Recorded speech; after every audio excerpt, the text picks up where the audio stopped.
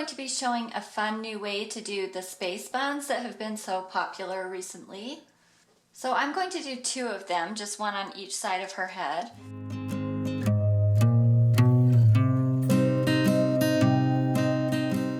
So as I'm putting this elastic in, I'm making sure that I don't get it super tight.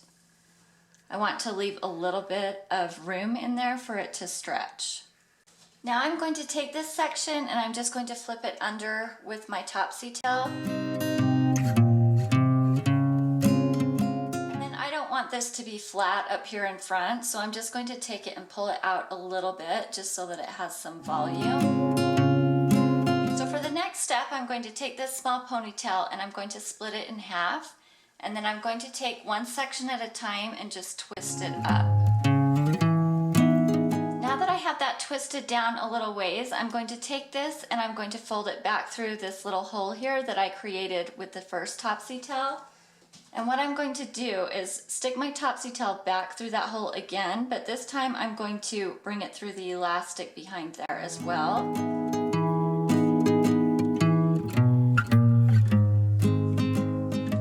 So if you can see that, I just have it through one strand of that elastic. And then I'm going to go ahead and put this twisted section through the top of this. And I'm just going to pull it through.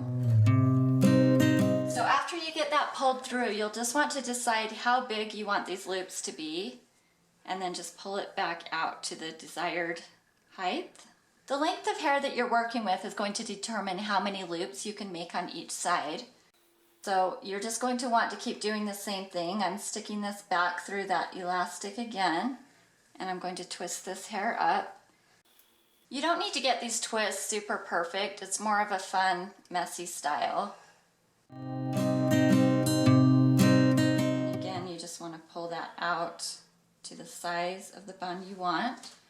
I think I'm just going to do 2 loops on each side, even though I have quite a bit of hair left. So I'm just going to do the same thing on this other side. I'm making sure to stick this through the elastic.